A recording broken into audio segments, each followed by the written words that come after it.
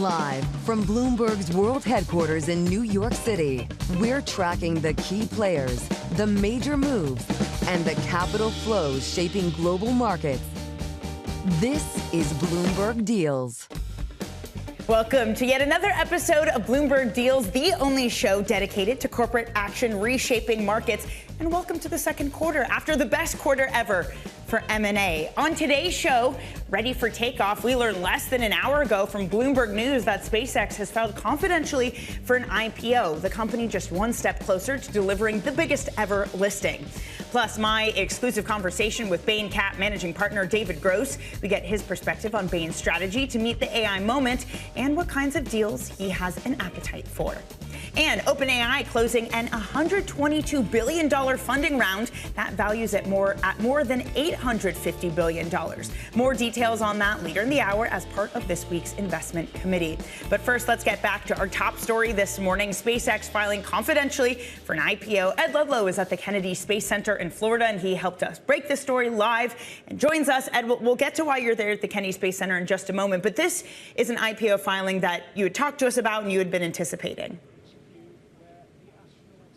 Yeah, so, I mean, sources said that the filing went in with the SEC overnight, and I suppose the significance of marking that moment is it confirms that SpaceX could realistically be on track for a June IPO. You know, given what they're trying to raise, up to $75 billion and a valuation of at or north $1.75 trillion, like what they're trying to pull off with all of the banks involved, it's no small feat. So this gives us some confidence on the timeline, which, to be fair, when we broke the story about why they were going public and when they go public, we said June anyway. But now it's really happening. And then, Ed, we have to talk about where you are at the Kennedy Space Station. I know you're awaiting a rocket launch. Tell us the details of that and how all of that maybe feeds in to what we're anticipating from SpaceX later. Yeah, I mean, Artemis 2 is set to launch as early as 6:24 p.m. Eastern Time from Launch Complex 39B over my shoulder here at Kennedy Space Center. And, you know, the significance, it is America and NASA trying to return humans to the moon for the first time in more than 50 years. There is no lunar landing attempt, but it is a critical dress rehearsal of the SLS rocket system developed by Boeing and the Orion spacecraft developed by Lockheed Martin. And as it relates to SpaceX, we reported a couple of weeks ago, right, and NASA Administrator Jared Isaacman confirmed to me last week that there is a proposal on the table from SpaceX to change how actually NASA and its crew would eventually get to the moon's surface. And under this proposal, SpaceX basically meets Orion in orbit above the Earth and carries it or pushes it the rest of the way, which would shake up the order of how things have currently been set. But again, the IPO for SpaceX, be under no illusions. This is about raising capital to fund this data centers in space business. You know, what SpaceX does with NASA and the contracts it has with government now become a smaller part, other than it maintains its own ambitions to make humankind a multiplanetary species. They're kind of aligned on that at the moment. Ed, looking forward to your continued coverage there for the Artemis 2 launch with Bloomberg Tech co-anchor Ed Ludlow. Let's get to some other big deals of this week. McCormick will acquire Unilever's food business, a nearly $45 billion deal. McCormick will pay nearly $16 billion in cash, $29 billion in shares. Managing editor of Global Business, EMEA, Eric Foehner, has been covering the story for Bloomberg and joins us from London. And Ed, I guess it's not as simple as McCormick acquiring this business, the good old reverse Morris Trust, I believe it's called. What exactly is the makeup of this deal? Yeah, it's a complicated one. You could even say a little bit messy, maybe from the standpoint of some shareholders who were a little unimpressed. But as you say, it's a complicated one. You've got McCormick and Unilever essentially fusing McCormick's existing business, which is, you know, spices and seasonings and things like that, with most of the Unilever food business. They'll put that together into a new company in which McCormick will keep a minority stake, and then Unilever and its shareholders will get the lion's share of that, but a lot of that will go to the Unilever shareholders, and Unilever itself will keep, a 10% or roughly 10% stake for that they have to hold on to for at least a year under this reverse Morris Trust, as you said. So it's a bit of a complicated one, but it does, in the end, it kind of will separate out the food business, most of the food business of Unilever, and leave them as more of a standalone kind of personal care and home products company, and then you'll have this separate company that has the big Unilever brands, food brands, Hellmann's, Knorr, and some others, Marmite here in the UK, which is well known, and then the lesser known McCormick seasonings and spice brands. Maybe lesser known in the UK, but I'm very familiar with those spice brands, Eric, and I have to say I do use them,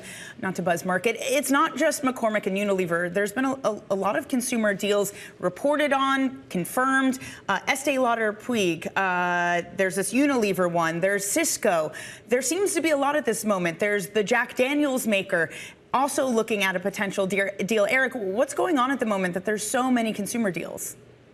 Yeah, there's a lot of reshaping of portfolios going on, as you said. It's also in things like, we've had this for a few years with some of the businesses in personal care and things like Reckitt Benckiser, Haleon, the spinoff of GSK. These are kind of the consumer health companies that were separated out from some of the big pharma companies. And so when you get these more, I think a lot of what's happening is some of these big players that were quite sprawling, like Unilever in different areas, are trying to get more focused, right? So they're instead of being a food and personal care company, they're trying to focus more on personal care, which is faster growing, and then separating out the food. And you've got similar things going on, slightly different maybe with liquor, where it's a bit of a chase after scale, because you've got some complex dynamics. And all of that adding up to a really, really big quarter, which I know the team has been reporting on. Eric, thank you so much. Managing Editor of Global Business EMEA, Eric Fanner. Speaking of that report, one of the reporters on it is Michelle Davis. Not only has she been following the overall deal space, but also pharma deals too. Yesterday, she broke the story that Biogen has acquired Apellis Pharmaceuticals for $5.6 billion.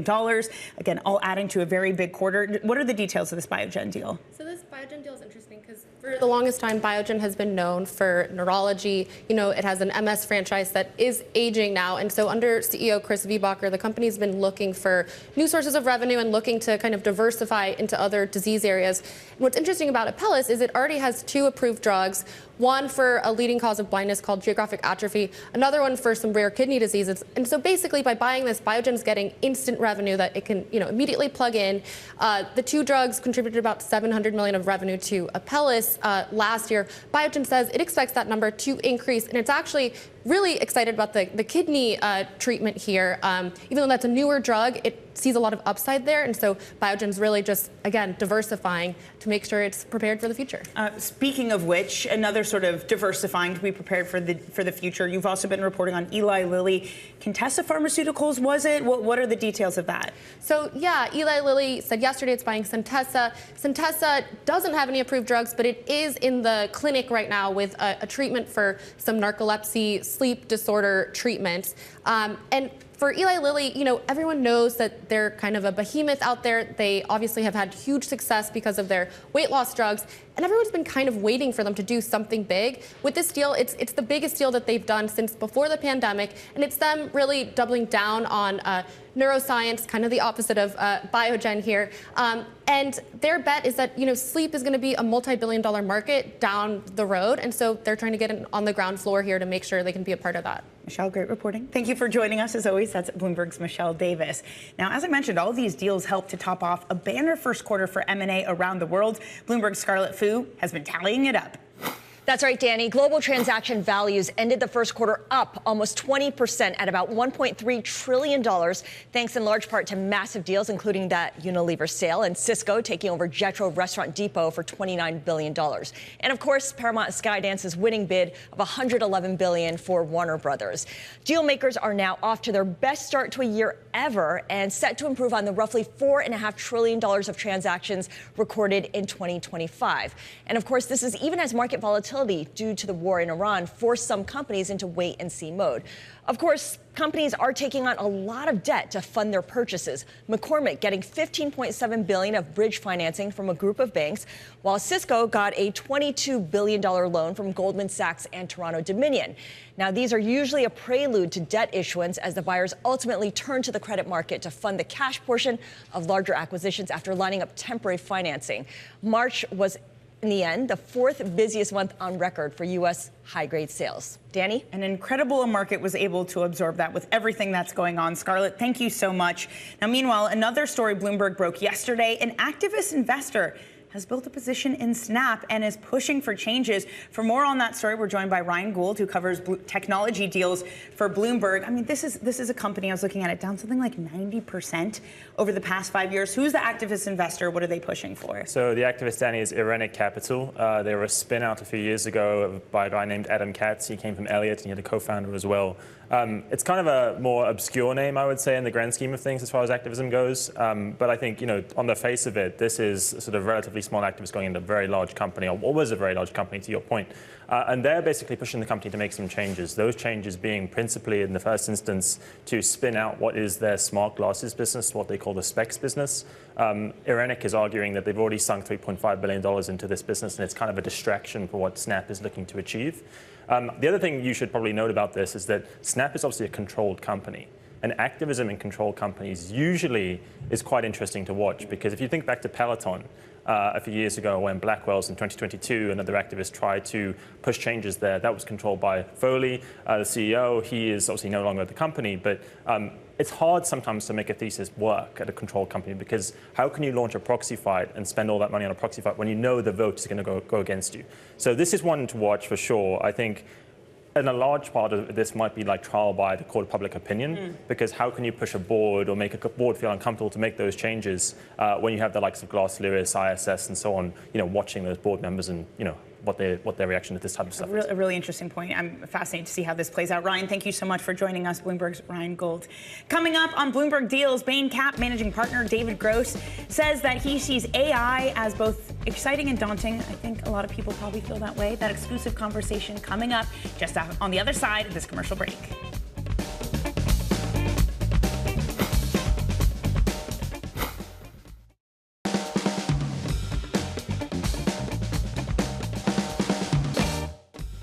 And we reported earlier that OpenAI is in advanced discussions to form a joint venture with PE firms that include Bain Capital. I spoke with managing partner David Gross about the JV and AI investing more broadly, and that brings us to today's big picture. There'll be disruption and there'll be acceleration and there'll be a lot of new things that are created. So we are, maybe like everyone, extremely excited about it. We're also daunted by it, just given the rapid pace of change.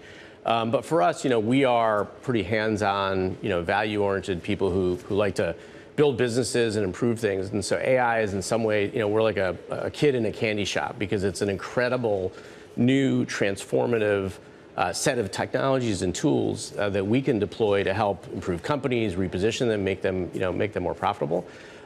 So we're leading this from the top, and we are setting this forth as really our aspiration, our mission as a firm to be leaders, maybe not so much in developing technologies, but in applying them to enterprise-wide change, to how we run our business, to how we make investment decisions.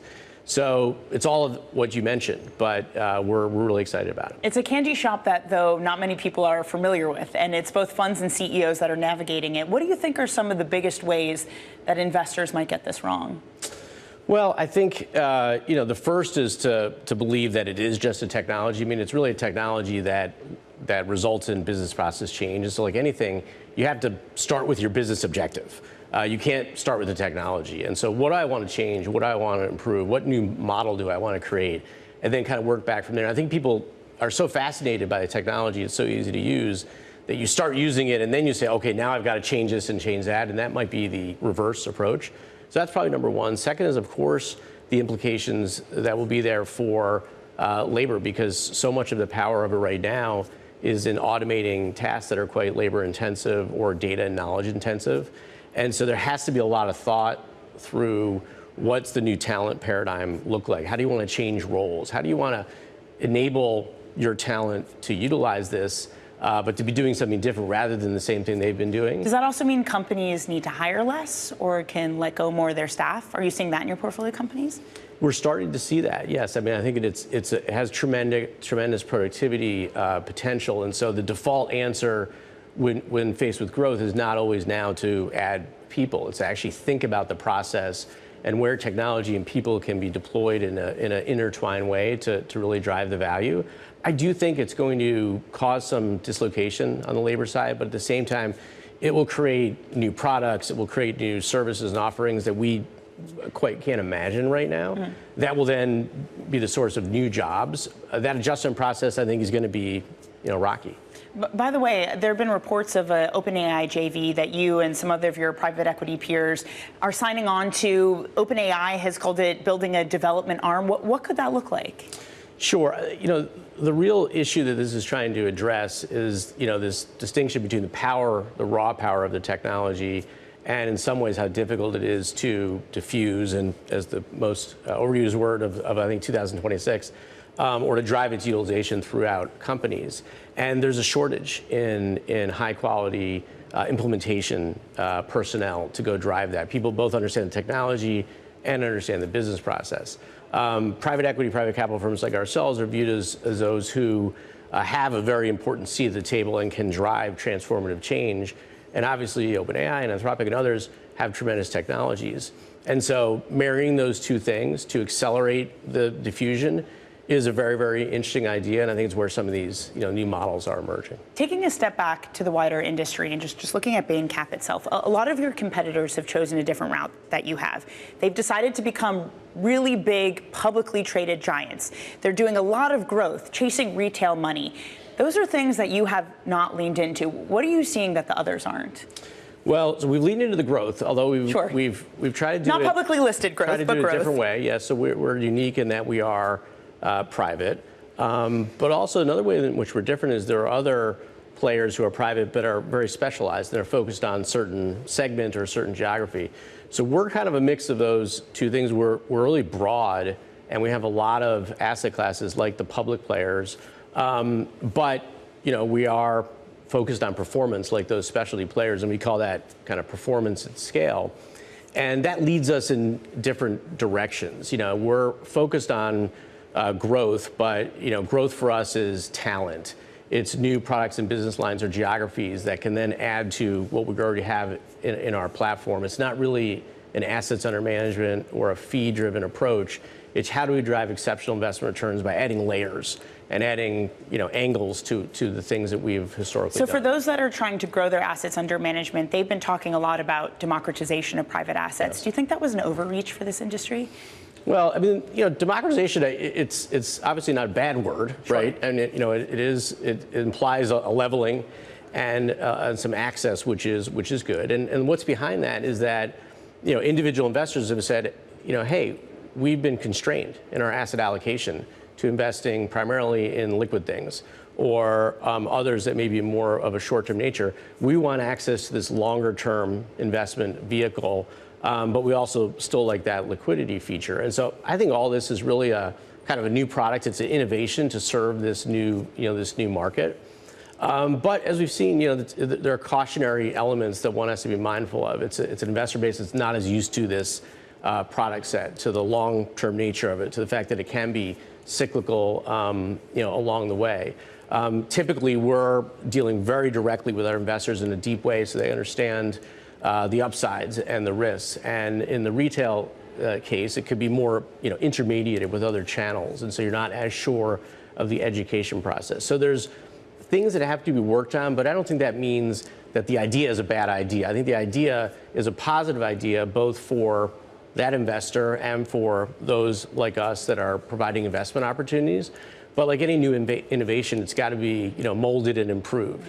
Well, there might be more channels opening up with the White House and Labor Department's push to remove some of the guardrails to getting private capital assets into 401ks. Is that something that you'd explore with Bain to see if you can participate in this somehow? Well, for us, we still are quite focused on our, institutional investor base, and high net worth and ultra high net worth players that kind of look and feel more like institutions. And that really isn't exactly the 401k universe or the so-called mass affluent universe today. And there's a big and rich universe of potential investors that haven't invested in our asset class in that first segment I mentioned, where we're doing a lot to try to penetrate that. So it's not our first port of call, as I would say, right. in this area. Well, I mean, some of the ways that this stress has manifested itself in the industry with the kind of liquidity concerns has been private credit BDCs. You obviously have a very big credit platform, nearly $60 billion. Do you anticipate this being a shakeout of sorts, of all these redemptions starting to pile up? How do you analyze what's happening in this industry right now? Well, before I get to the redemptions and such, I would say I look at it as a validation of some of the products that are already out there. So we have a non-traded BDC and a publicly traded BDC, and these have been successful, generating good returns, but it hasn't always been easy to bring capital into that because historically they're a little more esoteric products. But now you're seeing a lot more attention placed on those, and because they have ultimately generated good returns through cycles, you're now seeing more come into it. I think it's really been some of the issues seen as a proliferation of this, again, to a much broader set of investors. I mean, it used to be institutions that would go into the BDCs. Now you're seeing retail and micro retail, get into it. And so it's some of the same issues that we talked about. And I think, on both sides, listen, I think there's an expectation that there would be liquidity, but what does liquidity mean? There's a broad definition of what that is. And I think it's there for a very good reason, because in market cycles, you don't want to have excess liquidity that would force the operator of those funds to have to sell assets. That's some of the instability that we saw way back, if you go back to the GFC and other market cycles. And so I think that there's been a lot of thought put into that design to have semi-liquidity, some liquidity that can be there, but an appropriate amount so the fund can manage things through what are going to be sometimes unpredictable situations. And I think both sides are maybe getting used to how do you design that product in a way that the consumer understands it and it all kind of works together. So it's being tested right now. For the redemptions, I mean, do you think it makes sense to exceed the 5% cap? Because that's been something that's been talked about before. Like, are you creating this moral hazard of sorts and creating this illusion of more liquidity than maybe there actually is in the product? I think as long as it's transparent and clear and there's an education process, that part of it is okay. I don't think the 5% per se is it's not a magic number. But I think it's something that's been shaped over time as a level that does offer quarterly, a pretty good level of liquidity, but allows management of a fund. I mean, at the end of the day, what you're really the real goal here is not the deployment and funneling of capital. It's the generation of really good returns. And generating good returns is about making great individual investments, adding value to them, but also portfolio management. And part of it is being able to exit as well. If I can just leave on this, and distributions have been important to you too, but I want to ask about one specific part of exiting, because I'm really interested in sort of like the private IPOs area of growth for Bain Capital. How much of that is just an admission that IPO markets are just less attractive, even if there's less volatility, that other routes of exits need to be achieved? Two-sided. So not so much less attractive. There's been a bit of public market, anemia, largely driven by the high degree of volatility that we've seen through lots of things, government policies, exogenous events on the public market that have made it a little less predictable. But the other side of this equation, so who's funding those private IPOs? It's large pools of capital, sovereign wealth funds, pension funds that want to deploy their capital into interesting compounding assets.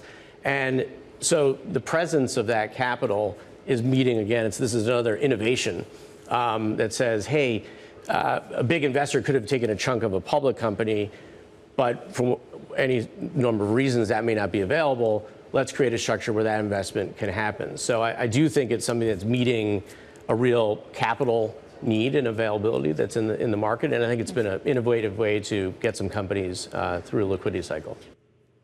And you can watch that full interview with Bain Capital Managing Partner David Gross on Bloomberg.com and across our platforms. About halfway through your trading day, let's get a quick check on markets this morning because after the best day since May, we are at the highs of the trading session, up 1% for the S&P, NASDAQ up 1.6%, two-year yields little change, and NYMEX crude falls 1.1%, continuing to price in optimism of the conflict in Iran coming to an end. Up next, our investor committee takes a closer look at venture capital from Salesforce Ventures, Axiom, and others. We're going to have a discussion you don't want to miss. You are watching Bloomberg Deals.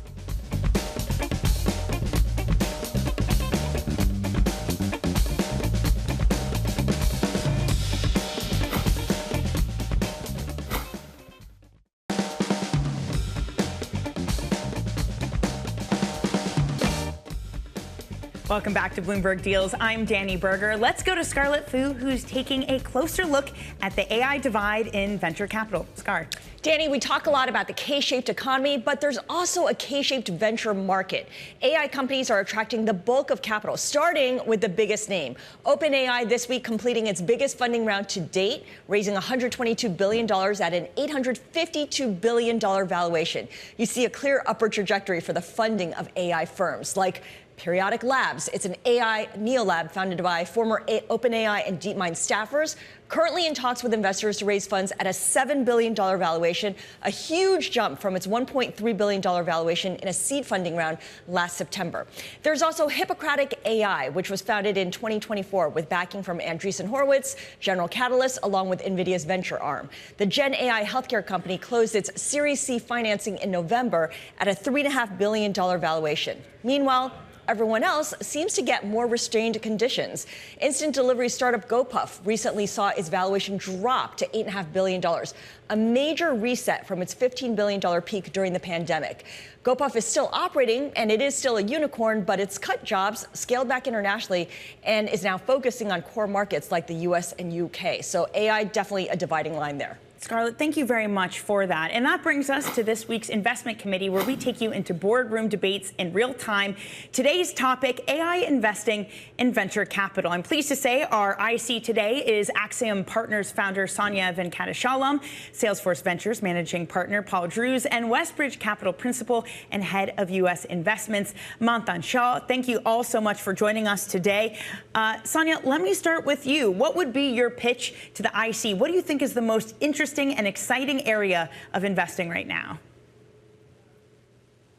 Good morning, Danny. Thank you so much for having us today. So we always take a first principles approach to investing at the earliest stages. And we know that AI is starting to produce elite knowledge and skills at price points that make massive global distribution viable. So we ask, where does intelligence remove friction from the world at scale? We call this AI for the real world.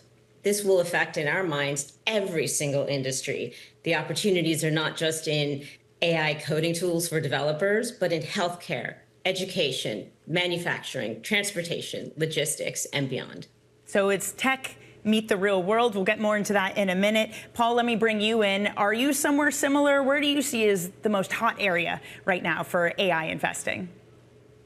Yeah, thanks, Danny. We could not be more excited about what we're seeing in generative AI right now. We launched our first generative AI fund over 3 years ago alongside our first investment in Anthropic. And since then, our conviction has only grown. We've been fortunate to partner with companies like Anthropic, 11 Labs, Runway, and so many others. And we believe we're only in the second inning of what is likely the largest technological shift that we've ever seen. And Manthan, let me bring you into the conversation. What are you looking at? Yeah, no, we are super excited at Westbridge, committed over $1 billion to investing in AI. And we are very excited about the companies which own the outcome. So whether it is taking on services or focusing on verticals like healthcare or financial services, all those areas, instead of selling tools, you can now own the outcome using AI. So super excited about those verticals. I would love to know where the companies are that kind of fit the investment profile you're looking at. And Paul, I just want to start with you because you mentioned one of the behemoths in this space that you're invested in Anthropic. How do you see the divide between where the more attractive thing is? Is it these bigger cap companies? Is it on the smaller end? Where do you find the opportunity? We think there is incredible opportunity across all stages of the venture market, especially within generative AI right now. We look to invest behind the biggest trends out there as early as we can. And whether that was 15, 16 years ago when we started behind software as a service, to data, to security, and now generative AI, we're looking to invest across all stages behind companies that can build truly generational businesses. Sandhya, I feel like you might have a little bit of a different take here, because if I'm not mistaken, you like the more early stage companies versus the more crowded ones. How do you see the divide? So I agree with Paul that there's opportunity at every stage, but we think the biggest opportunity is at the very beginning, when founders are just starting out and they have a different view of what tomorrow looks like, and they're using AI to build those new generational companies. We actually think the largest AI companies are being started today. And while we have healthy respect for the large caps that you mentioned, and we've invested in a few of those as well, I was actually the very first investor in Grok, the AI chip company that got acquired by NVIDIA. You have to start early to generate those massive returns. And we think that's where the big opportunity is. Manthan, where on the food chain are you? Yeah, we are very excited about the space where the company has found some product market fit. I think in AI, the amount of capital these companies are consuming is massive. So there are opportunities, like Paul was saying, across the value chain. And we like when there's some product market fit, so we can come in and then fund for the rest of the life cycle of the company. Okay, so let's talk about risks. The opportunities here are clear and they are massive. Paul, one risk might be cybersecurity. One of your companies, we've been talking about Anthropic with this, human error of getting Claude code out there. How big of a risk in these companies are issues like this? Are cybersecurity, or are the bigger risks somewhere else? Security has been really interesting this week across the industry as a whole. And as it relates to Anthropic, I think they've been very transparent about what they're working through with Claude Code right now. But more specifically, we invested in Anthropic over 3 years ago because of Dario and Daniela's vision to build trusted and responsible AI. And I think we've invested in every single round in the company since then. And every time we come away just really impressed by their technical maturity. And so really excited about their approach to this. But to your point, I think this is a huge tailwind for the security sector as a whole. We were fortunate to invest in Wiz over 5 years ago and are continuing to invest behind that theme with companies like ChainGuard and Upwind and many others. Manthan, are you also investing in that sector as well, kind of the security, I guess, adding it on top of a layer, so maybe both a risk and an opportunity? Absolutely. I think cybersecurity, while the public markets, obviously on the cybersecurity stocks, had a bit of a moment last week, but I feel it's a massive opportunity. We are very excited about, because when there will be so many AI agents, it's going to only increase the vector for attack amongst all areas, and hence it's going to create a massive opportunity for the incumbents as well as new cybersecurity companies. Sandhya, I'd love to get your take on this part of the conversation about cybersecurity, but I also would follow that up too with what you see as some of the bigger risks in this area of the investment landscape. Absolutely. So I agree with both the panelists about cybersecurity being something that needs to be addressed going forward and a big opportunity. So I think we all understand the risks of a fully priced late stage market. But I think one of the biggest risks is actually expectations not being high enough for the capabilities and the outcomes of these AI companies going forward. Related to Manthan's point about outcomes, AI is now able to perform the work that humans do, not just aid them as the software tools that they use. And this does not actually mean job replacement. This actually means unlocking latent demand and having massive markets. And I think if people get too discouraged by short-term news and setbacks in the advancement of AI, they're going to miss the bigger opportunities. Wait, Sandhya, can we just stick with that for a moment? Because that feels notable. The fact that the risk is we're not thinking far enough, because it wasn't that long ago, a couple weeks before the war broke out, the biggest story was all of a sudden our white-collar jobs going to disappear. So is this not priced in? How much further do we have to go into understanding the disruption? Yeah, I think that this is a very common narrative in the US about white-collar job disruption. But in the same vein that AI will soon be able to do anything, well, so can humans using AI. So I'm building Axiom to be an AI-first native venture firm. What does that mean? That I, as a solo GP, will look like the big firms, Salesforce, Sequoia, et cetera, using entirely AI agents. And that doesn't mean I don't want to hire people. It just means that I can get up and running and offer the same level of services to my founders and my LPs as the large VC firms, something that was just unthinkable a year ago. And this is happening across every industry. So we need to work through some of the short-term dislocations that will occur. But I think if you have agency and you have an empowered mind, then anyone can now do anything. Paul, not to, maybe to create a little bit of friendly rivalry, let's call it that. You have from Sandhya here saying that, look, we can be like the Salesforce ventures of the world because of the AI tools. What becomes your edge if there is a democratization of AI and it allows smaller and newer funds like Axiom maybe to catch up? Well, first of all, we believe this is a huge rising tide market, and there is so much opportunity for funds across all stages. And as we look across our portfolio of over 400 companies, AI is certainly reshaping how companies are working.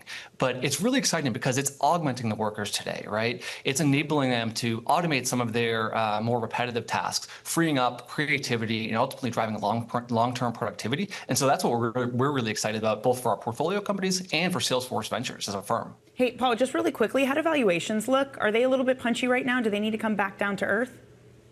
I think valuations for best-in-class companies are always a little bit punchy. I think it's certainly possible that we're at maybe a local maximum where things are a little frothy. But truly, the demand we are seeing for AI startups from a customer perspective is unprecedented, and it is driving growth that we have never seen before. So I think a lot of this valuation is justified, and certainly the long-term trends are very clear. Hey, Manthan, are you saying the same thing, justified, but maybe a little bit frothy?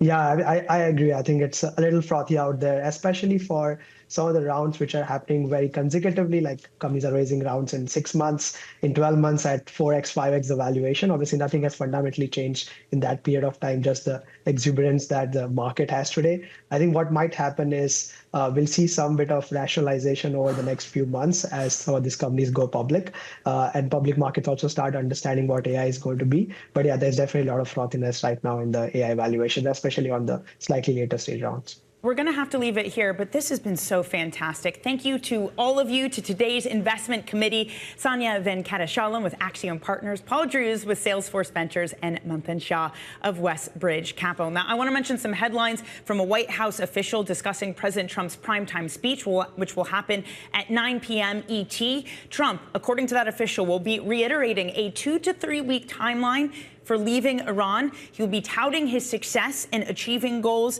in Iran. There was also an Reuters report earlier that the president would be expressing his dismay with NATO. So again, a 2 to 3 week timeline for leaving Iran. That address coming at 9 p.m. Eastern, and we will have a Bloomberg TV special. We will be carrying those remarks from the president tonight. Up next, Tim Miles, global co-head of M&A at Morgan Stanley, is going to join us to talk about 2026 hot start to deal making right here on Bloomberg Deals.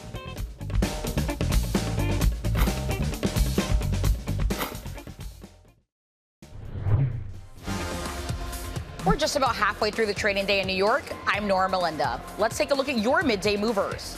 First up, oil is falling and U.S. stocks are gaining momentum with the S&P 500 near session highs on hopes the conflict in the Middle East may be nearing an end. Still, President Donald Trump will reportedly reiterate a 2 to 3 week timeline for leaving Iran during his address to the nation tonight at 9 p.m. Eastern. In corporate news, SpaceX has confidentially filed for an IPO, moving closer to what could be the biggest listing ever. The company could be valued at more than $1.75 trillion and raise as much as $75 billion while considering a dual-class share structure to give insiders extra voting power. Also, Intel is moving higher after agreeing to pay about $14 billion to buy back half of a plant in Ireland it had previously sold to Apollo Global Management. The deal will be funded with cash on hand and roughly $6.5 billion in new debt.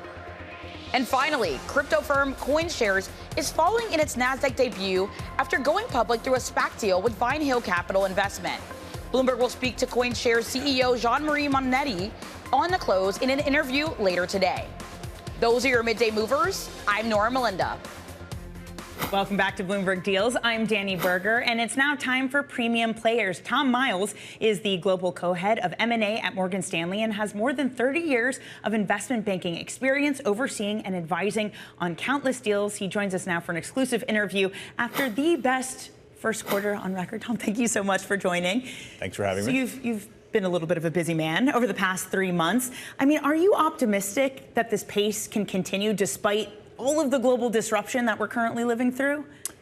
There is certainly a lot of global disruption and uncertainty out there. But as you just saw, the first quarter has been a very active one. And that uncertainties existed the entire first quarter. So as I think about it, companies are setting their long-term strategies. M&A is definitely a part of that. If we go back in history and we look at the dot-com bubble bursting, and then we look at the financial crisis, then we look at COVID, and some of the intermediate factors in between, every time you've come through one of those events, doing M&A, being bigger has proven to be better for companies. And so I think you've got corporate leaders and board members who are setting their strategies for the long term, and M&A is absolutely a part of that strategy. Mm-hmm. And they're implementing those strategies in times of uncertainty as well as in times of, I'll say more risk appetite, a positive risk appetite. Well, the fact that we've had questions of, is AI going to change everything we know, continued supply chain disruptions from tariffs, and now a war, can anything stop this? Can anything disrupt the M&A train that we're on right now?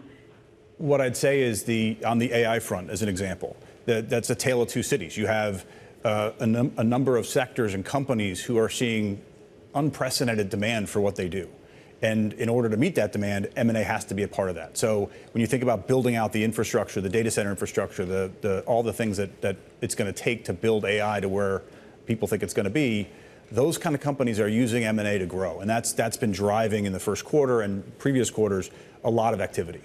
On the other side of that, you have disruption from AI in certain business models. And the most sort of commonly talked about one is software, where you've had a valuation reset, perhaps, that's pretty broad across all of software. That makes it harder for buyers and sellers to agree on valuation in that particular sector. So you have some positive factors, some negative factors, but you add that all together and we're seeing an increasing market. And I do think that those strategies, those ability to sort of implement the strategies that the companies have sort of put in place is, has had a bigger positive effect than some of the headwinds that you're seeing and that you mentioned in terms of the more uncertain times. Well, what about the war in Iran? I had spoken to Paul Taubman a couple weeks ago, who said it's time to put the pom-poms away. Energy prices are elevated. They're falling this morning, but still around $100 a barrel. What happens if we stay there? Well, again, I think I can only talk to what we see. And what we see is an increase, a continued increase in dialogues between companies from an M&A perspective and a growth perspective. Remember, companies are trying to create incremental value. They've got to drive growth. And M&A is, as I said before, M&A is absolutely part of that. And, if you have an elevated oil price, as an example, for a longer period of time, that will have to impact things. It will impact valuations. It will impact cost structures. What we're seeing in the current environment is corporate management teams and boards not necessarily looking through it completely, but understanding that if this is temporary, we're going to get back to a moment where, having done that M&A is going to be positive for their long-term value creation. And it is a long-term question. And if we have oil prices at this level for a long term, it will change things. But at the moment, that's not what we're seeing people act. What's the level, or what's the dividing line between corporate boards saying this is short term and planning for that versus complacency? Is any complacency creeping in?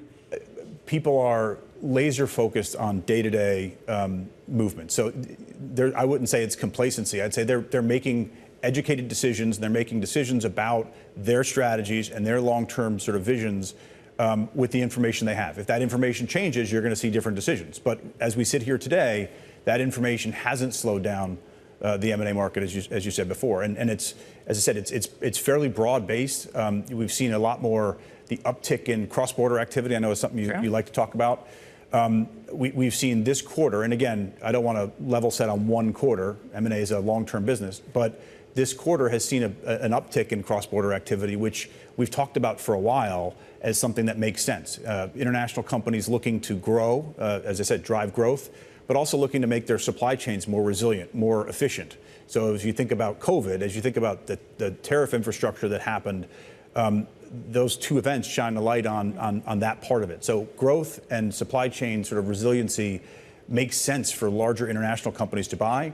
The U.S. has been the principal place they've gone. It's the biggest market for people to invest into because we've got a big market, a growing market, and one that's sort of easier to operate than many around the world. And how are you positioning the business in all of that? I know in the fourth quarter, Morgan Stanley outpaced Goldman Sachs, JP Morgan in terms of being able to grow the advisory business. Are you able to keep gobbling up a bigger piece of the pie? We're a global firm. I think many of the trends we talked about sort of play into what we're very strong at. We're a very well-connected global firm, whether it's in Asia, whether it's in Europe or in the U.S. Candidly, the companies that are doing these transactions, as I said, the larger transactions are companies that have been long-term clients of Morgan Stanley, and so we have found that to be an area where we get people look to us to provide that trusted advice, and that has been going well for us, certainly. I hope you're giving your bankers some nice bonuses off the back of that, Tom. Thank you. You don't have to answer that, Tom. Thank you very much for joining. Always appreciate your time. Tom Miles, Global Head of M&A at Morgan Stanley, and you are watching Bloomberg Deals.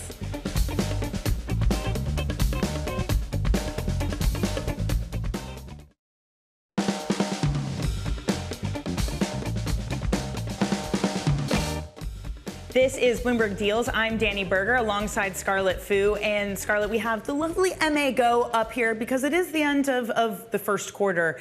And we're looking at some of the rankings. Yeah, more than $1 trillion worth of deals completed. The biggest ones, SpaceX buying XAI, and of course, SpaceX planning to go public itself. Right. McCormick buying the food assets of Unilever, and AES being taken private by GIP and EQT. But let's get to the winning banks, the league table here.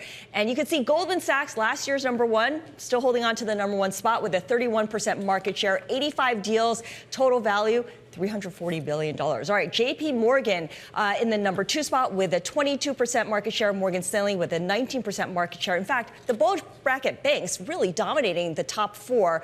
Bank of America coming in at #8. You've got a couple of boutique firms in there, Evercore, Lazard, Rothschild. Yeah, I'm just looking at, I think that's Jefferies, 61 deals, but the average deal size was 632, which is way smaller, which is why they fall all the way down here on the league table. And we're going to get bank earnings kind of soon, so it'll be interesting to see how they shape up. More details. That does it for Bloomberg Deals from Scarlett and myself. Stay up to speed even after the show. Subscribe to the Bloomberg Deals newsletter. You're watching Bloomberg.